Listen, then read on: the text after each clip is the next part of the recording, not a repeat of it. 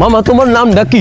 রাকিব হাসান। তুমি হিন্দু না মুসলমান? মুসলমান। আটটা মুট করো, তোমারে কয়টা কথা কইয়ে দিয়ে যামু। অবশ্যই কথা কয়টা যদি সত্য হয় হাসা বলবা তো?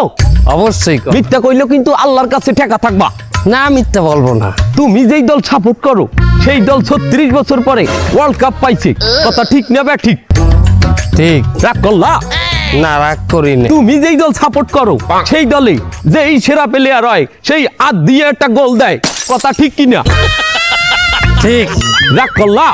না রাগ করিনি। তুমি যেই দল সাপোর্ট করো সেই দলে বর্তমানে একটা প্লেয়ার ছাড়া আর কেউ খেলতে পারে না, কথা ঠিক না বে ঠিক? ঠিক। রাগ করলা? না রাগ করিনি।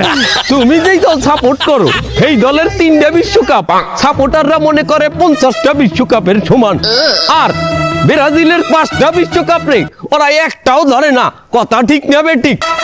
ঠিক। রাগ করলা? না রাগ করিনি।